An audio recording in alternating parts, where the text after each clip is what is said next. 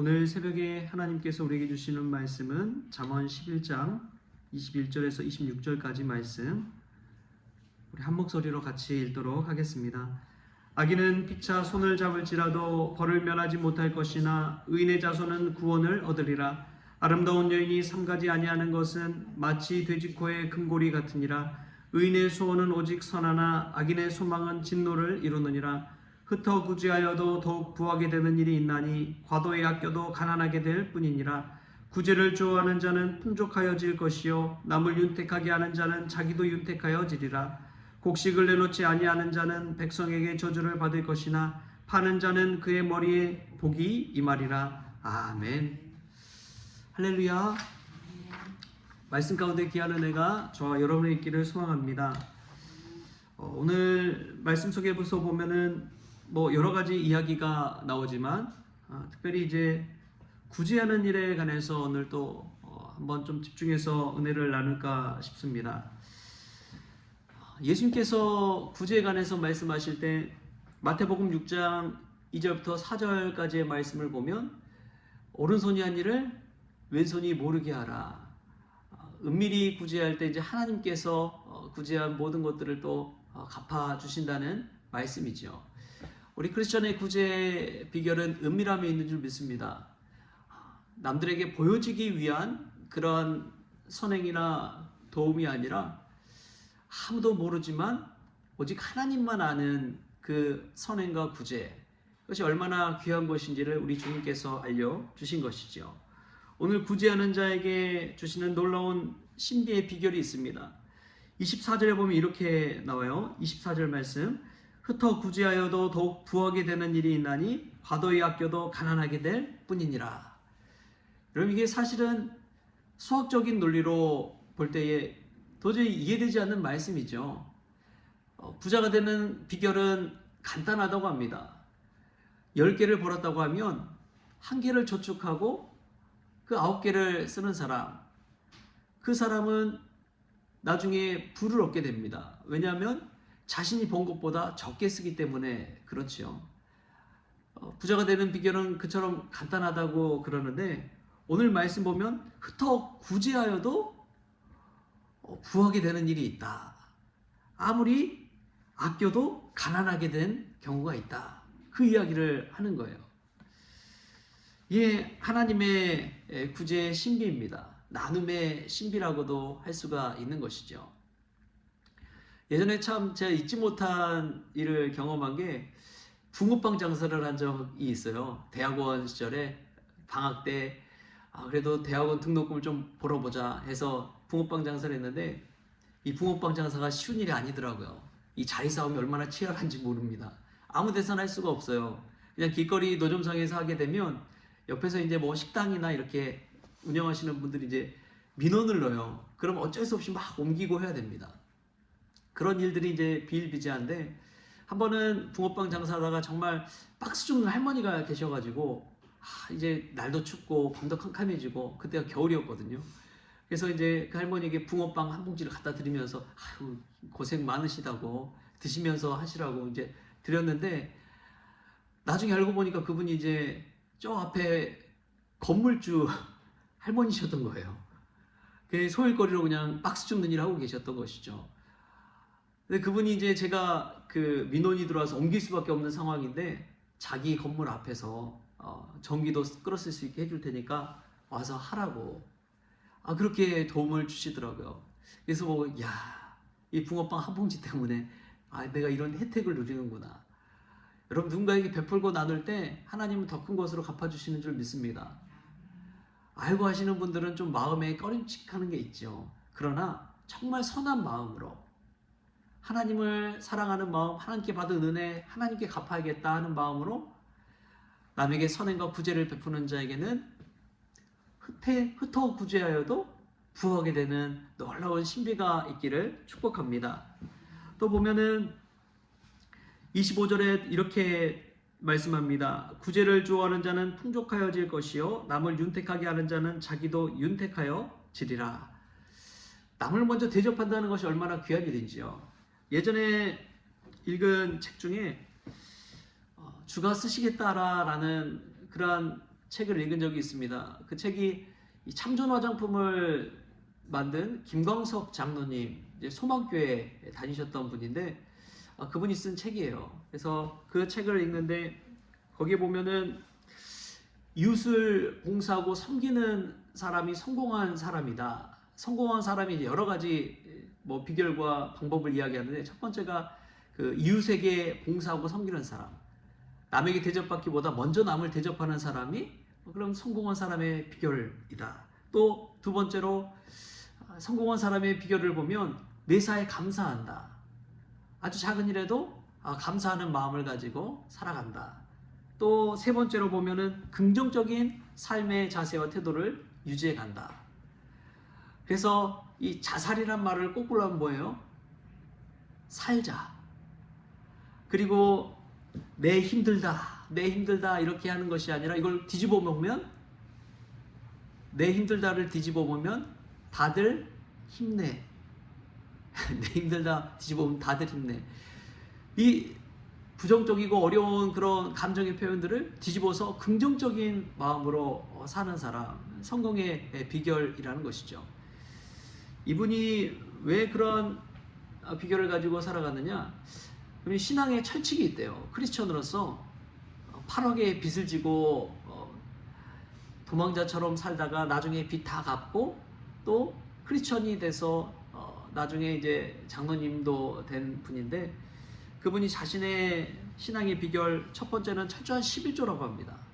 크리스천 사업가를 만나면 늘 이야기하는 게 철저한 11조래요. 두 번째가 새벽 기도래요. 새벽 기도하면서 인생이 달라졌대요. 건강도 챙기고 또 가정의 평안도 얻고 마음의 평안도 얻고 또 세 번째로 청지기 정신이라고 합니다. 청지기 정신은 그 회사의 사장이 자기가 아니라 누구라고 고백하는 거예요? 하나님이라고 고백하는 거예요. 하나님께서 주인이신 이 기업을 책임져 주옵소서. 하나님이 주인이시고 저는 종입니다. 이 청지기 정신을 가지고 이 사업체를 운영해 간다는 것이죠. 그것이 이제 크리스천 기업가의 성공 비결, 자신의 사업 비결이라고 그렇게 이야기합니다.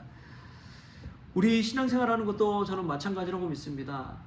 새벽 기도를 통해서도 우리가 얻는 유익이 있지요. 삶의 분명한 방향과 자세, 그리고 하루의 첫 시작을 주님과 함께 동행한다는 그 축복과 은혜. 여러분 이것은 하나님께서 우리에게 주시는 참으로 놀라운 은혜인 줄 믿습니다. 우리가 하나님의 은혜에 감사할 줄 안다면요, 내가 받은 은혜를 누군가에게 베풀고 나눌 줄 알아야 됩니다. 근데 참 중요한 게 있어요. 구제할 때 여러분 그냥 구제하시면, 내 마음대로 구제하면 상대방을 배려하지 못할 때가 있습니다. 상대방이 기분 나빠할 때가 있어요. 그래서 먼저 중요한 것이 마음과 관계를 나누는 것입니다. 그 사람과의 관계와 마음을 알고 서로를 이해하고 존중해 줄 수 있는 그런 관계가 되었을 때 그때 남몰래 구제하는 거예요. 그러면 눈물 나죠. 감사하죠. 생판 모르는 사람이 도와주는 것보다 정말 자신의 처지를 잘 알고 헤아려 줄 수 있는 사람의 구제와 도움은 얼마나 큰 은혜인지요. 여러분 구제하는 자는 윤택해집니다. 어디가 윤택해지느냐? 영혼이 윤택해져요. 우리 주님께서 말씀하셨죠. 받는 자가 복됩니까? 주는 자가 복됩니까? 주는 자가 복되도다. 할렐루야. 우리가 하나님께 받은 은혜를 늘 기억하면서 남에게 구제하고 줄 수 있는 자가 될 수 있기를 축복합니다. 남을 윤택하는 자가 자신도 윤택해지는 법이지요.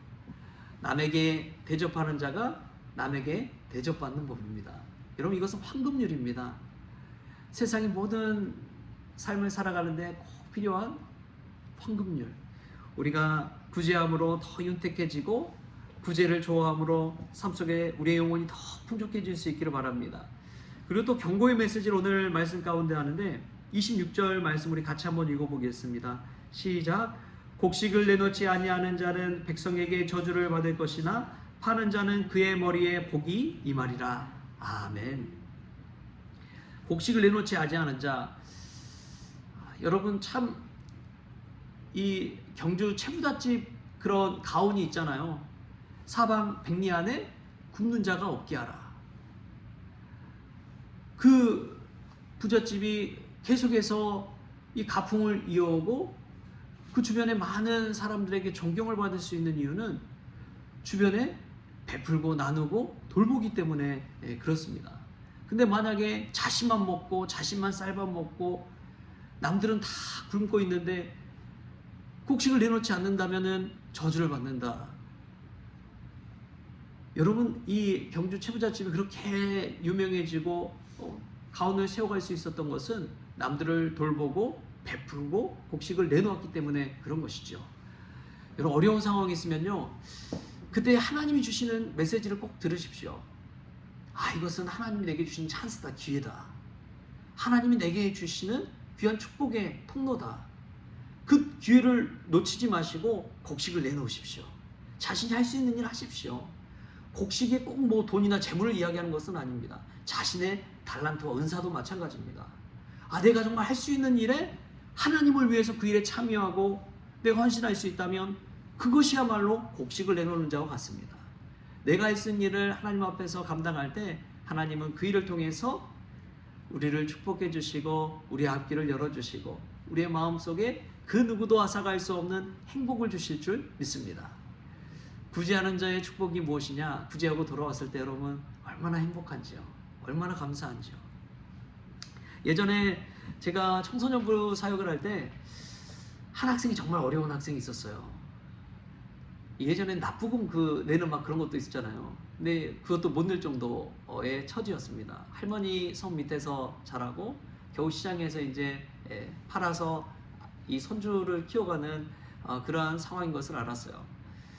그래서 이제 제가 그 아이에게 이제 용돈 비슷하게 몰래 이렇게 줬어요. 그래서 힘내라고 열심히 공부하라고 하면서 했는데 그 할머니가 감동받아가지고 나중에 저를 찾아와서 막 고맙다는 인사를 하시더라고요. 그 아이가 얘기를 했나 보죠. 그런데 그 돌아오면서 저는 그 기쁨이 참 크더라고요. 내가 하나님을 위해서 어려운 이 학생을 도왔다라는 그 마음이 얼마나 감사하던지요. 여러분, 그때가 참 행복하더라고요. 여러분 스스로도 누군가에게 한번 베풀어 보시고 나누어 보십시오. 그때 받는 행복감이 있습니다. 예수님 말씀대로 주는 자가 받는 자보다 복되다는 그 말씀 가슴에 새기면서 누군가에게 구제하고 베풀고 나눔으로 천국의 상급을 쌓는 그러한 저와 여러분 될 수 있기를 주신 예수님의 이름으로 축원합니다. 기도하겠습니다.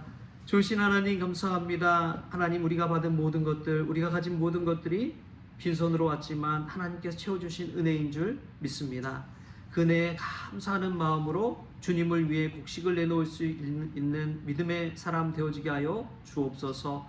주는 자가 받는 자보다 복되도란 주님의 말씀대로 줄 때에 누릴 수 있는 그 행복 마음에 가득 채울 수 있도록 주님 주장하여 주시고, 하나님께서 저희들에게 주신 이유, 그 은혜, 그 사명을 깨닫게 하여 주셔서 우리 주변에 보이지 않게 어려움과 또 고난당하는 이들 우리의 오른손으로 돕고 또 베풀 수 있도록 주님께서 주장하여 주옵소서.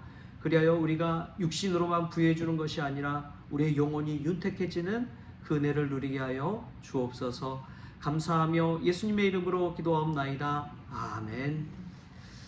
우리 주님이 가르쳐주신 기도로 오늘 새벽 기도를 마치겠습니다. 하늘에 계신 우리 아버지여, 이름이 거룩히 여김을 받으시오며 나라가 임하시오며 뜻이 하늘에서 이루어진 것 같이 땅에서도 이루어지이다. 오늘 우리에게 일용할 양식을 주시옵고 우리가 우리에게 죄 지은 자를 사하여 준 것 같이 우리 죄를 사하여 주시옵고 우리를 시험에 들게 하지 마시옵고 다만 악에서 구하시옵소서. 나라와 권세와 영광이 아버지께 영원히 있사옵나이다. 아멘.